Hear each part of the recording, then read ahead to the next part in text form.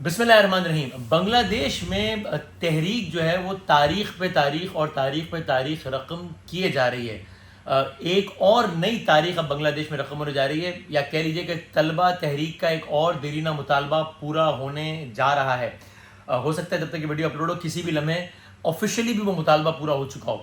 ایک تو سب سے پہلے طلبہ تحریک نے اس کو جو ناقابل یقین تھا اس کو کر دکھایا۔ حسینہ واجد صاحبہ بنگلہ دیش میں نہیں پوری دنیا میں سب سے زیادہ عرصے وزیر اعظم رہنے والی خاتون حکمران کو گھر جانے پر مجبور کر دیا۔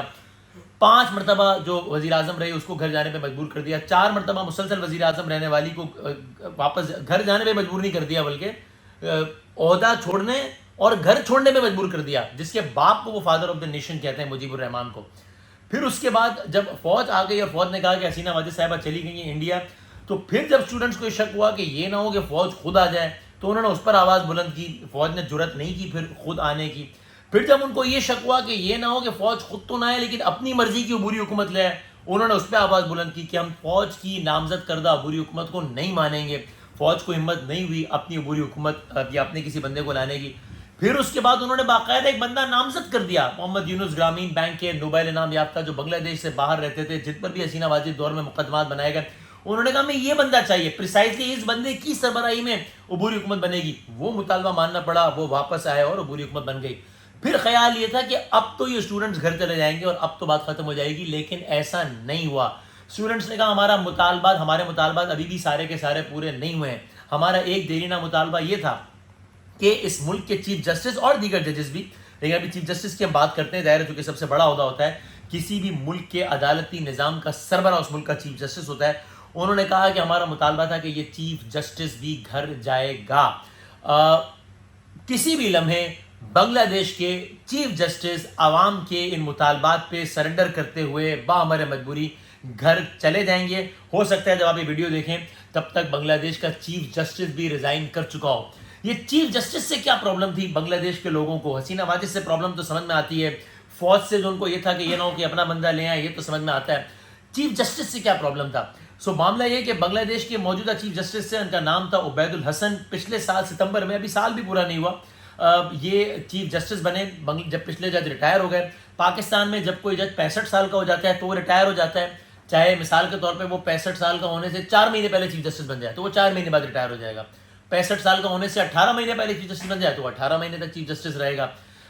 تو بنگلہ دیش میں یہ عمر ہے 67 ایئرس۔ تو بنگلہ دیش میں جب وہ 67 ایئرس کا کوئی جج ہو جاتا ہے تو اس کے بعد وہ ریزائن کر دیتا ہے۔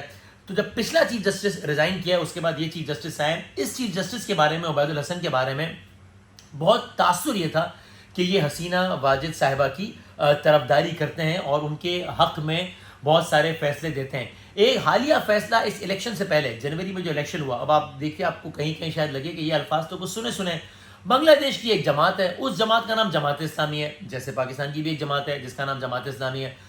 اس جماعت اسلامی پر وہاں پر یہ الزام لگایا جاتا ہے وہاں کے لوگوں کا ورژن کہ جناب جب ہماری جنگ آزادی ہوئی تھی 1971 کی، جب بنگلہ دیش پاکستان سے علیحدہ ہو کر مشرقی پاکستان نہیں رہا بلکہ باقاعدہ بنگلہ دیش بن گیا، تب ان لوگوں نے اس وقت جنگ آزادی میں پاکستان کا ساتھ دیا تھا، ہمارا ساتھ نہیں دیا تھا۔ بہرحال تو اس جماعت اسلامی پر پابندی لگا دی گئی، اس جماعت اسلامی کو الیکشن کمیشن آف پاکستان سے منسوخ کروانے کی اٹیمپٹس ہوئی، اس جماعت اسلامی کو اپنا انتخابی نشان نہیں استعمال کرنے دیا گیا، اس جماعت اسلامی کو الیکشن میں حصہ نہیں لینے دیا جا رہا تھا۔ اسی جماعت اسلامی نے جو ان کو کالعدم قرار دے دیا گیا تھا کافی عرصہ پہلے، اس کو وہ جو آرڈر تھا عدالت کا کہ جماعت اسلامی کالعدم ہے، اس آرڈر کو مسترد یا اس آرڈر کو منسوخ کروانے کے لیے جماعت اسلامی اس الیکشن سے پہلے سپریم کورٹ آف بنگلہ دیش گئی تھی، اور یہی چیف جسٹس تھے اور ان کے زیر قیادت جو بینچ بنا اس نے جماعت اسلامی کی اس استدعا کو مسترد کر دیا تھا۔ یہ تو ایک مثال ہے۔ بہرحال بائی دا وے بنگلہ دیش میں جماعت اسلامی کے بہت سارے لیڈران کو بہت سخت سزائیں، یہاں تک کہ پھانسی بھی دی گئی حسینہ واجد صاحبہ کے ہی دور میں۔ پھر انہی چیف جسٹس صاحب نے بہت سارے جو حسینہ واجد مخالف جو سیاستدان تھے ان کو انتخابات میں لڑنے کے لیے نااہل بھی قرار دے دیا تھا۔ کچھ کرپشن کیسز ہائی پروفائل افراد سے متعلق اس طرح کے آئے اس سپریم کورٹ آف پاکستان سے اور اس chief justice supreme court of Bangladesh سے اور چیف جسٹس سے، کہ جس میں پھر یہ تاثر بنا کہ یہ تو شاید حکمران سائڈ کی طرف جا رہے ہیں. ابھی ہم پاکستان کی طرف نہیں جاتے, لیکن پاکستان کے تو ایک سابق وزیر اعظم نے, عمران خان صاحب نے باقاعدہ اعتراف کیا, تو یہ الزام نہیں ہے, یہ خیال یا تجزیہ ہے, انہوں نے اعتراف کیا کہ اس وقت کے چیف جسٹس یعنی اس وقت چیف جسٹس نہیں تھے, بعد میں بن گئے, اس وقت کے جج قاضی فائز عیسیٰ صاحب کے خلاف ہم نے بطور گورنمنٹ ایک ریفرنس موو کیا تھا, اور وہ اس لیے کیا تھا کہ اس وقت کی اسٹیبلشمنٹ چاہتی تھی کہ اس آدمی کو چیف جسٹس نہ بننے دیا جائے. تو بہرحال اور بھی بہت ساری مماثلت ہے. پاکستان میں موجودہ حکومت کے بارے میں بھی یہ تاثر ہے کہ وہ چاہتی ہے کہ موجودہ چیف جسٹس رہیں, اور جو آنے والے چیف جسٹس ہیں منصور علی شاہ صاحب وہ نہ ہیں. تو خیر بہرحال اس سے پہلے بنگلہ دیش کے چیف جسٹس سے سریندرا کمار ان کا نام تھا. حسینہ واجد صاحبہ کی گورنمنٹ کی ایفرٹ تھی کہ عدلیہ کو ذرا اپنے کنٹرول میں لایا جا سکے. اب آپ کو پھر شاید سنا سا لگے کچھ.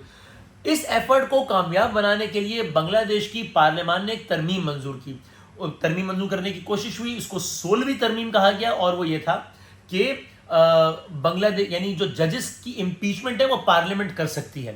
جب یہ ہوا تو اس آرڈر کو سپریم بنگلہ دیش کی جو پارلیمنٹ کی اس موو کو منسوخ کرنے کی کوشش کی اس وقت کے چیف جسٹس سریندرا کمار نے 2017 میں, اور الٹیمیٹلی اس چیف جسٹس پر سریندرا کمار پہ اتنا پریشر پڑا, اتنی ساری چیزیں ہوئیں کہ بالآخر اس نے پہلے کہا کہ میں چھٹیوں پر جا رہا ہوں, اور بالآخر اس نے کہا کہ میں اپنے عہدے سے استعفیٰ دے رہا ہوں, اور وجہ صاف ظاہر تھی کہ وہ استعفیٰ حسینہ واجد صاحبہ کے ان احکامات کی بدولت ہی تھا, تو یا ان احکامات کی وجہ سے تھا, وہ اس سے ناراض تھے. تو بہرحال بنگلہ دیش میں اب جو گورنمنٹ ورسز جوڈیشری کا بیک گراؤنڈ یہ ہے, اور طلبہ تنظیموں کا ایک اور جو دیرینہ مطالبہ پورا ہونے جا رہا ہے وہ یہ ہے کہ اب بنگلہ دیش کے چیف جسٹس نہ صرف کہ بنگلہ دیش کی حکومت کے سربراہ کو گھر جانا پڑا ہے, بلکہ اب بنگلہ دیش کے جو عدالتی نظام کے سربراہ ہیں ان کو بھی گھر جانا پڑ گیا ہے. دس اسٹل ریمینز اے کوسچن کہ حسینہ واجد رہیں گی کہاں. بھارت اگرچہ اپنے پورے دور میں حسینہ واجد کو بھرپور سپورٹ کرتا رہا ہے, لیکن بھارت کی ایک کوشش ہے کہ اس علاقے میں اپنا اثر و رسوخ برقرار رکھے وہاں کی گورنمنٹس کے ذریعے.